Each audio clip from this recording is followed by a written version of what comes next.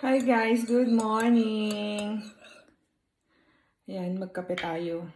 Magandang panahon ngayon. So, pupunta kami ni Baby Z sa Ashton Market. Bibili ng ingredients for tomorrow's order na naman. Ayan, thank you so much guys sa mga nag-order, sa mga masugid kong customer.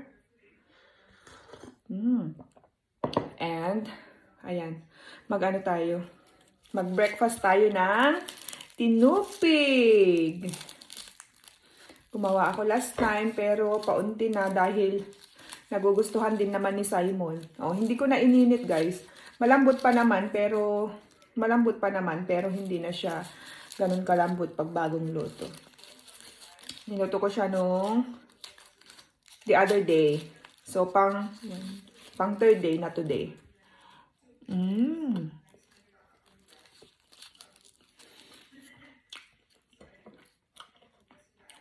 The tinupig is a very Ilocano food. A native Ilocano kakanin. Tupig. Tupig or tinupig.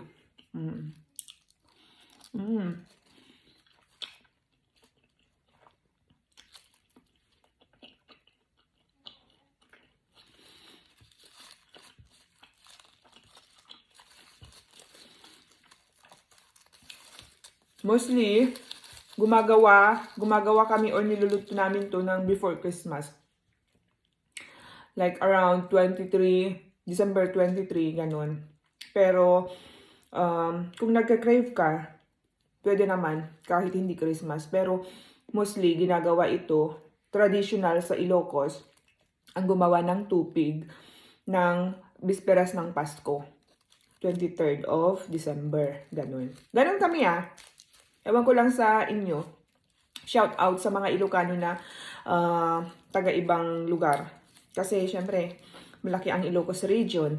So, ang aking tupig, nilagyan ko siya ng sesame seed at konting sesame seed at konting coconut strips. Makapuno. Coconut. Ayan, konti lang nilagay ko kasi pangkain lang din naman namin. Sasave na natin yung coconut sa pangbenta. O, di ba?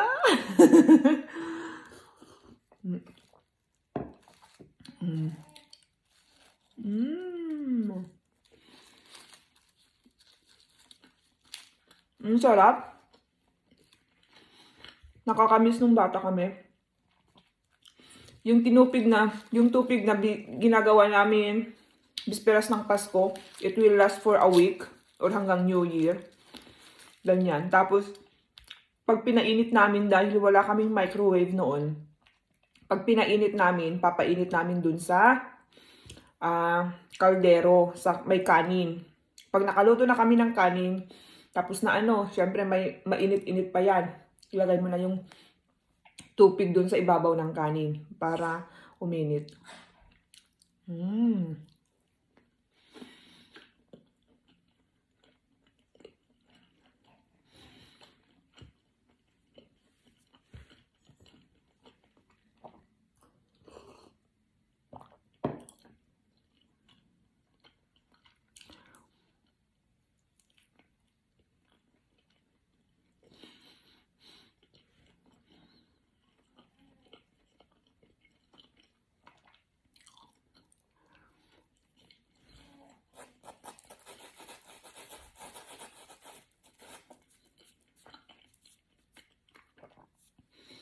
Tapos ito yung malunggay pandesal na ginawa ko kahapon. Medyo golden, very golden breadcrumbs ang nabili ko kaya parang orange. Hindi masyadong kita yung pagka-green ng tinapay. Wait lang. Kasi ito ay malunggay pandesal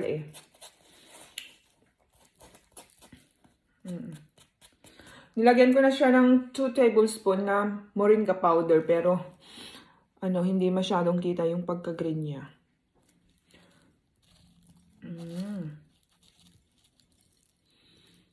Pero naman dito sa niya.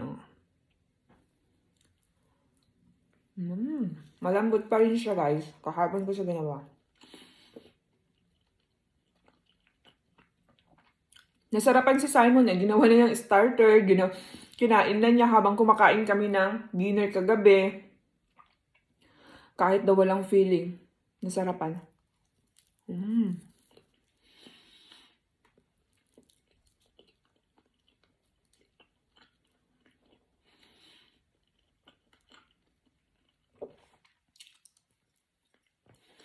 Sausaw natin sa kape.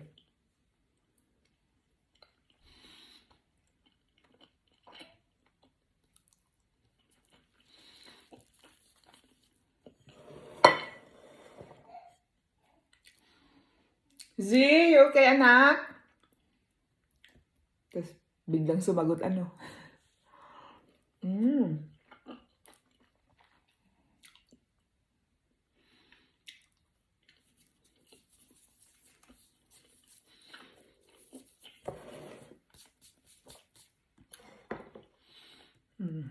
Sarap. Thank you guys for watching. Sa mga hindi pa nag-order, please PM. Sabay ganun na, no? Thank you for watching, guys. Till our next video.